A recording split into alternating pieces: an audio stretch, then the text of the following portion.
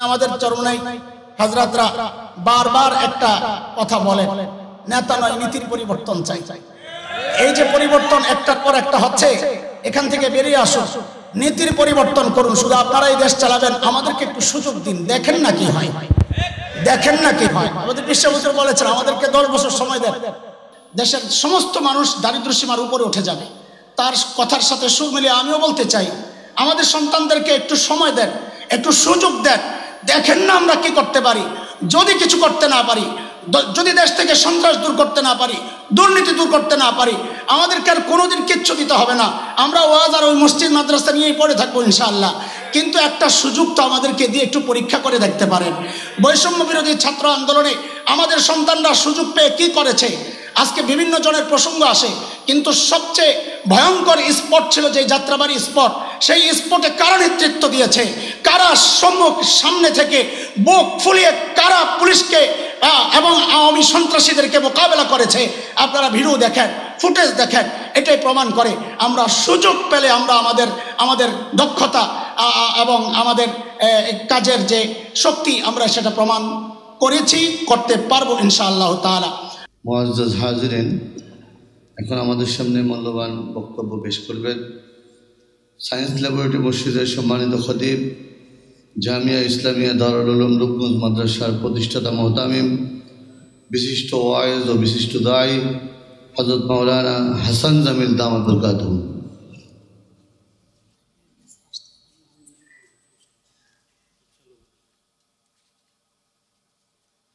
السلام عليكم ورحمة الله وبركاته.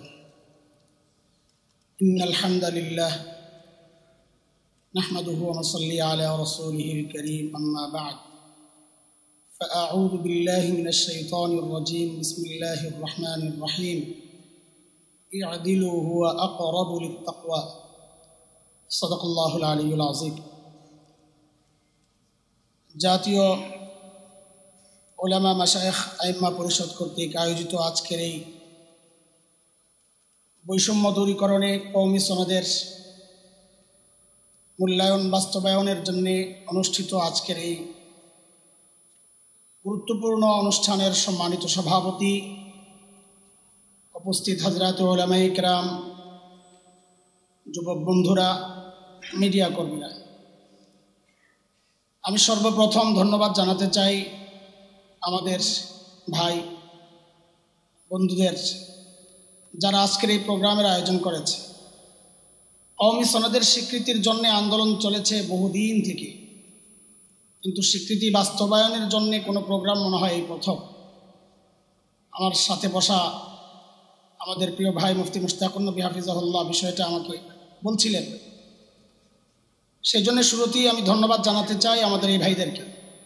কিন্তু সাথে ছোট্ট একটা পরামর্শ ভাই হিসেবে আমার কাছে মনে হচ্ছে বাস্তবায়নের এই দাবিটা আমাদের আগে আমাদের যে বোর্ড আছে বোর্ডের করা উচিত ছিল। এই জন্যে উচিত ছিল না, আমি বড়দের জায়গা আমি ওইভাবে বলতে চাই না, শব্দে আমি দুর্বল, আমি আমার কথাটা উঠায় নিলাম, এটা হয়তো তারাই করবেন। সেই জন্যে বড়দেরকে মনে করিয়ে দেওয়ার জন্যে আজকের এই মজলিস থেকে আমি আশা করব শেষ করে আমাদের ভাইরা একটা কাফেলা, একটা অফট আমাদের বড়দের কাছে আবেদন নিয়ে যাবেন যে হযরত এই মুহূর্তে বাস্তবায়নের এই আওয়াজটা একটু ওঠানো দরকার। এটা হচ্ছে আমার প্রথম প্রস্তাব। দ্বিতীয় বিষয়, বৈষম্য বিরোধী ছাত্র আন্দোলনে যারা শাহাদাত বরণ করেছেন তাদের কথা স্মরণ করে বলি যে আসলে তাদের তো একটা দাবি ছিল, নিজস্ব দাবি। 55% একটা গাড়াকলে ওরা পড়েছিল, বৈষম্যের শিকার হয়েছিল। কিন্তু আমরা তাদের সাথে কেন আন্দোলনে যুক্ত হলাম? আমরা তো 55% বৈষম্যের শিকার হই নাই, আমরা তো আজীবন 100% বৈষম্যের শিকার হয়ে আছে। এটা ওদের বোঝা উচিত। আরেকজনের দাবিতেও আমাদের 76 জন আমাদের ভাই, আমাদের বন্ধু, আমাদের উস্তাদ, আমাদের শাগরিদ, আমাদের সন্তানেরা শাহাদাতের নজরানা পেশ করেছে। ওরা বুঝুক এই 100% বঞ্চিত এই জাতি যদি জাগে, শাহাদাতের নজরানা প্রয়োজনে আরও পেশ করে এই দাবি বাস্তবায়নের জন্য আমরা চেষ্টা চালাতে পারবো ইনশাআল্লাহ।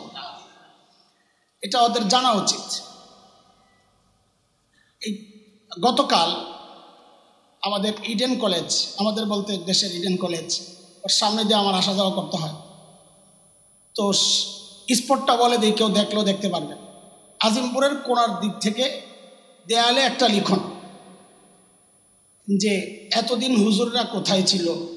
আমি হঠাৎ দেখে চমকে উঠছি, পরে আবার একটু শান্ত হয়েছি, দেখি নিচে লেখা আয়না ঘরে। খুব ভাল লাগছে। এই কথাটার উৎসটা ওঠানোর উদ্দেশ্য আমার এটা, অনেকে আমাদেরকে অযোগ্য মনে করেন যে তোমরা যে স্বীকৃতি চাও, তখনও অনেকে চেঁচামেচি করেছে, স্বীকৃতি চাও, তোমাদের যোগ্যতা কি? এখন বাস্তবায়নের আন্দোলন দেখলেও অনেকে বলবে স্বীকৃতি চাও, তোমাদের যোগ্যতা কি? বাস্তবায়ন কোথায় যাবা তোমরা? আসলে এই এক দেয়াল লিখনের মাধ্যমে আমরা আমাদের সন্তানরা আমাদের যোগ্যতা দেখিয়েছে। শুধু একটা দেয়াল লিখন, ওরা দেয়াল লিখন শুরু করছিল, কিন্তু আমাদের সন্তানদের ক্যালোগ্রাফি দেখে ওরা পিছু হটছে যে শুধু শুধু নিজেদের বেইজ্জতি, ইজ্জত তো নাই, বেইজ্জতি নষ্ট করার দরকার নাই।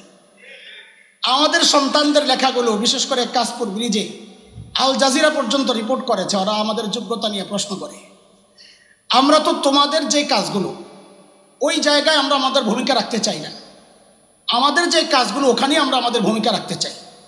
একটা বিল্ডিং বানানোর পেছনে কোনো ডাক্তারের ভূমিকা থাকে না, ডাক্তারের জায়গায় ভূমিকা রাখেন, ইঞ্জিনিয়ারের জায়গায় ভূমিকা রাখেন। আমরা মাদ্রাসাওয়ালারা মাদ্রাসার যে ক্ষেত্রগুলো আছে, বাংলাদেশ 90% মুসলমানের দেশে কওমি মাদ্রাসার ছাত্রদের ভূমিকা রাখার জায়গার অভাব নাই। এটা শুধু আমাদের দাবি না, আমি শব্দ চেঞ্জ করে আবেদন বলতে চাচ্ছি, এটা আমাদের ইখলাসের প্রমাণ। শুধু দাবি নয়, আমাদের আবেদন। দেশে যদি আমাদের মতো আমাদের এই সন্তানদেরকে যদি নিয়োগ দেওয়া হয় বিভিন্ন কর্মক্ষেত্রে, তো দেশের অর্থনীতি ইনশাআল্লাহ সচল হয়ে যাবে। এই কারণে দুইটা কারণ, এক হচ্ছে দুর্নীতি দূর হবে।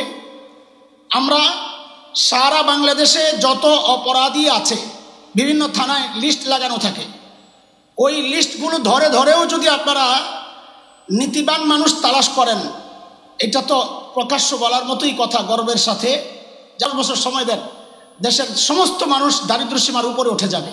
তার কথার সাথে সুর মিলিয়ে আমিও বলতে চাই, আমাদের সন্তানদেরকে একটু সময় দেন, একটু সুযোগ দেন, দেখেন না আমরা কি করতে পারি। যদি কিছু করতে না পারি, যদি দেশ থেকে সন্ত্রাস দূর করতে না পারি, দুর্নীতি দূর করতে না পারি, আমাদেরকে আর কোনোদিন কিচ্ছু দিতে হবে না। আমরা ওয়াজ আর ওই মসজিদ মাদ্রাসা নিয়েই পড়ে থাকবো ইনশাআল্লাহ। কিন্তু একটা সুযোগ তো আমাদেরকে দিয়ে একটু পরীক্ষা করে দেখতে পারেন। বৈষম্য বিরোধী ছাত্র আন্দোলনে আমাদের সন্তানরা সুযোগ পেয়ে কি করেছে, আজকে বিভিন্ন জনের প্রসঙ্গ আসে, কিন্তু সবচেয়ে ভয়ঙ্কর স্পট ছিল যে যাত্রাবাড়ি স্পট। সেই স্পটে কারা নেতৃত্ব দিয়েছে, কারা সামনে থেকে বুক ফুলিয়ে কারা পুলিশকে এবং আওয়ামী সন্ত্রাসীদেরকে মোকাবেলা করেছে, আপনারা ভিডিও দেখেন, ফুটেজ দেখেন, এটাই প্রমাণ করে। আমরা সুযোগ পেলে আমরা আমাদের দক্ষতা এবং আমাদের কাজের যে শক্তি, আমরা সেটা প্রমাণ করেছি, করতে পারবো ইনশাআল্লাহ তাআলা। আমার কথা অনেক লম্বা হয়ে গেছে, আমি ক্ষমা চাই। দুইটা বিষয় আর না বললেই নয়। শুরুতে একটা বিষয় আমাদের মাওলানা আতাউল্লাহ আমিন ভাই একটু বলে গেছেন, এটা হয়তো আমাদের এর সাথে যারা জড়িত আছেন হয়তো ওইভাবে চিন্তা করেন নাই। আমাদের বেফাকুল মাদারিস এবং অন্যান্য বোর্ড স্বীকৃতি নেওয়ার আগে এই বিষয়গুলো অনেক আলোচনা হয়েছে, যে আমাদের নিচের যে ক্লাসগুলো আছে, আলেম ফাজিল বা এইচএসসি এসএসসি, এগুলোর স্বীকৃতি আমরা চাই না। আমাদের মুরব্বী হযরত বলে গেছেন যে কেন চাই না, চাইবো, একটা দুই রকম কথা আসছে। আসলে ওই সময় অনেক আলোচনা হয়েছে। দেখেন, কওমি মাদ্রাসায় শুধু আমাদের ছাত্রদেরকে আমরা শিখাই না, দীক্ষাও দিই, চরিত্রবান বানাই। এখন যদি এই নিচের ক্লাসগুলোর স্বীকৃতি থাকে বিভিন্ন জায়গা থেকে, স্কুল কলেজ, তারাও তো সমান আমরা, এখন ওরাও আইসা দাওরায়ে হাদিসে পরীক্ষা দিতে পারবে, আলিয়া মাদ্রাসা থেকে এসে দাওরায়ে পরীক্ষা দিতে পারবে, এবং দিয়েছে। একটা ছাত্র সংগঠনের শীর্ষ নেতা, সে গাজীপুরের এক মাদ্রাসা থেকে দাওরায়ে হাদিসের পরীক্ষা দিয়ে ফেলছে, যার কারণে বেফাক বাধ্য হয়ে কানুন করেছে শরহে কায়া মিশকাত এই জামাতগুলো পরীক্ষা না দিলে, এই বছর আবার একটু সুযোগ দিছে, যারা আগে শরহে কায়া দেয় নাই মিশকাত পরীক্ষা দিতে পারবে, দাওরায়ে হাদিস পরীক্ষা দিতে পারবে, শেষ সুযোগ। এটা যদি ব্যাপক করা হয়, অন্য সন্তানরা, অন্য ছেলেরাও আমাদের দাওরায়ে হাদিস পরীক্ষা দিয়ে সে দাওরায়ে হাদিস আলেম, সমাজে একটা ফিতনা সৃষ্টি হবে। দাওরায়ে হাদিসের আলিম শুধু একজন দাওরায়ে হাদিসের আলিম হিসাবে শিক্ষিত না, সে একজন মুত্তাকি পরহেজগার হিসাবে কওমি মাদ্রাসা থেকে বের হয়। অন্যদেরকে রাস্তা খুলে দিলে পরে দেখা যাবে দাওরায়ে হাদিস তো পাশ করছে, কিন্তু দাড়ি তার অন্য নেতাদের মতো ছোট করে রাখতেছে। আপনি ওই রাস্তা আটকানোর কোনো পথ পাবেন না যদি এই রাস্তা উন্মুক্ত করে দেন। বিষয়গুলো ভাবার, এগুলো নিয়ে অনেক আলোচনা হয়েছে। এই জন্য আমি আমাদের ভাইদেরকে বলবো এই বিষয়গুলো নিয়ে আর একটু চিন্তা করা, বড়দের কাছে যাওয়া। আমরা আশা করব ইনশাআল্লাহ আমাদের মাননীয় ধর্ম উপদেষ্টা তিনি ইশারা দিয়েছেন, আলোচনা আমি শুনেছি, যে আপনারা আবেদন করেন, আমরা চেষ্টা করব। আর কিভাবে লাড়া দিলে আপনারা বুঝবেন যে আমাদের কাজটা হওয়ার একটা রাস্তা খুলেছে। আল্লাহ তাআলা আমাদেরকে সেই বুঝ দেন এবং আমাদের এই স্বীকৃতির সনদের বাস্তবায়ন যেন আল্লাহ তাআলা করে দেন। 6 বছর 6 দিন হয়ে গেছে, এটা একটা তথ্য দিয়ে যায় আপনাদেরকে। স্বীকৃতি পাওয়ার পর 6 বছর 6 দিন হয়ে গেছে। আর 6 দিন 6 মাস 6 বছর আমরা চাই না, খুব শীঘ্রই চাই আর বাস্তবায়ন শুরু হোক। আমিন ওয়া আখির দাওয়ানা আলহামদুলিল্লাহ।